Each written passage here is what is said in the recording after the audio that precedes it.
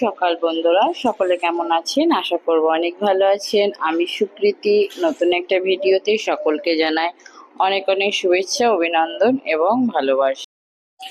আজ সকালে ঘুম থেকে উঠে একটা প্যাক বানিয়ে নিলাম নিজের মুখে মাখবো বলে। আসলে ত্বকটাকে আমাদের ভীষণভাবে যত্ন নেওয়া উচিত। তাই ত্বকের যত্ন নিতে হলে অবশ্যই নিজেকে ভালো রাখতে হবে। আর সকাল সকাল মাকে নিয়ে চলে গেছিলাম গঙ্গা স্নান করতে।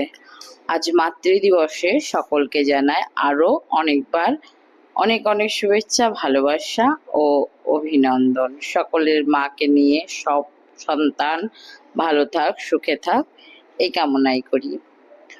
আমার যে ভিডিওটা আজকে সেটা একটা অন্যরকম, অন্য ধরনের। তো যদি ভালো লেগে থাকে অবশ্যই ভিডিওটা পুরোটা দেখো, আর ভালো না লাগলে অল্প দেখে স্কিপ করে চলে যেও। তবে আশা করি দেখলে উপকার হবে। আজকের ভিডিওটা একটু অন্যরকম।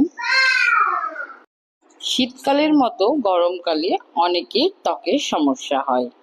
মাছের আঁশের মতো শুষ্ক, শুকনো, খসখসে ত্বকটা হয়ে যায়। অনেকে ভাবে এটা হয়তো স্বাভাবিকভাবেই অবহেলা করে দেয় যে শরীরের কোনো অংশ বলে, কিন্তু এটা কিন্তু শরীরের কোনো অংশ নয়, এটা একটা সমস্যা। ইকথোসিস ভালগারিস নামে এটা একটা রোগ।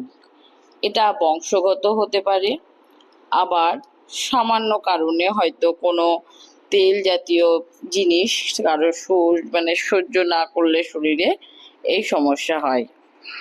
ফিলাগিন নাম এক ধরনের প্রোটিন আমাদের শরীরে থাকে।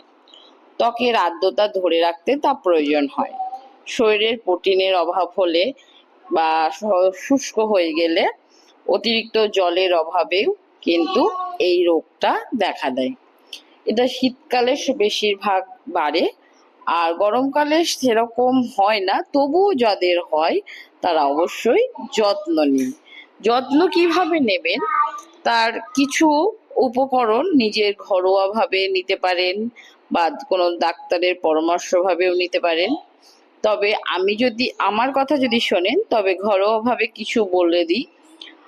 যাদের এরকম সমস্যা আছে তারা হালকা গরম জলে স্নান করবেন, আর অতিরিক্ত ক্ষারযুক্ত সাবান এড়িয়ে যাবেন, সেগুলো না করলেই না। স্নানের পর ত্বক যে আমাদের ভিজে থাকে সেই সময় ময়শ্চারাইজার লাগিয়ে নেবেন। এবার কি ময়শ্চারাইজার লাগাবেন এটা কোনো ডাক্তারকে দেখিয়ে অবশ্যই লাগাবেন। যেগুলোতে সিরাম থাকবে, তারপরে ইউরিন, ল্যাকটিক অ্যাসিড এগুলো থাকবে, এরকম ময়শ্চারাইজার ব্যবহার করবেন। তাতে দেখবেন আপনার অনেক সুবিধা হচ্ছে।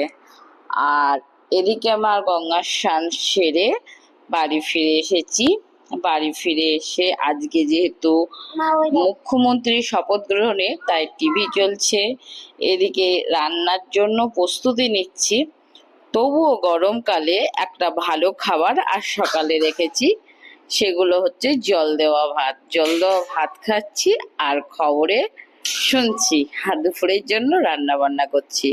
ভিডিওটা ভালো লেগে থাকলে অবশ্যই সাবস্ক্রাইব করে দিয়ে পাশে থাকবেন এবং নিজের শরীরের যত্ন নেবেন। প্রচুর পরিমাণে জল খাবেন।